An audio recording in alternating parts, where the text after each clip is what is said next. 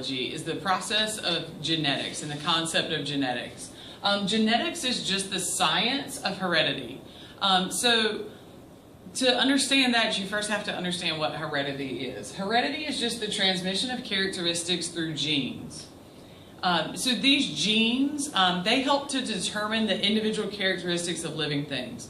So in an agricultural setting, this may be a mature plant's height. So how tall will that corn plant become? It may be flower color. Will this geranium produce a white flower or a salmon colored flower or a red flower? It could be productivity. So this type of corn is more likely to produce more ears per stalk, or this cotton plant produces more cotton per plant. All of these genes are comprised of DNA. A generation, when we speak of generations, a generation is just the offspring that was produced from common parents. So you and your siblings were produced from common parents, your mother and father, and so you constitute a generation. Right? So when you think of people saying that this came 4 generations before now, then you can count back how many different groups of parents that would be. One of the big things with genetics, the father of genetics is known as Gregor Mendel. He was an Austrian monk who liked to run the garden at the monastery in Austria. And when he was doing this, he noticed that there were variations between the pea plants that he was producing in his garden. And so he was able to help to figure out some of the basic genetic traits of those pea plants.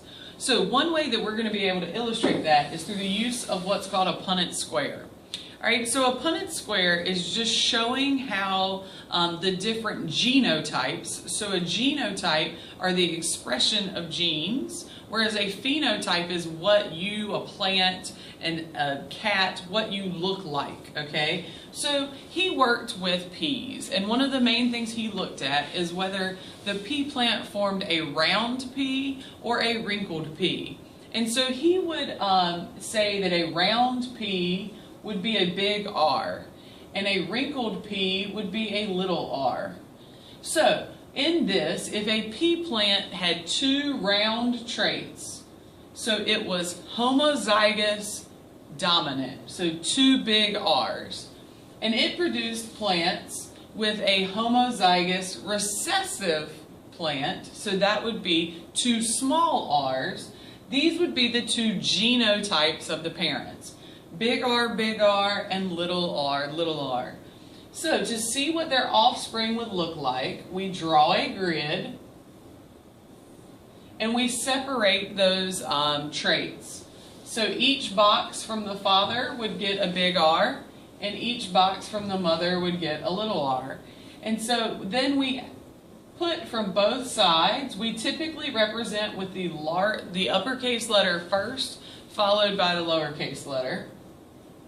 And so if those 2 plants were to reproduce, you would see that each of their offspring, so 100% of their offspring, would have the genotype big R, little r. When something is dominant, it means that it shows up over a recessive trait. So for instance, if you have 1 big R, that's the trait that will show up, whereas it takes 2 copies of a little r to show up.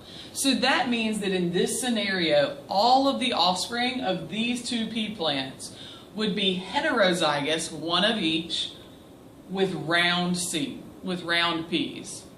We have a video posted that will further go into how these Punnett squares work and how you can help practice and set up your own Punnett squares.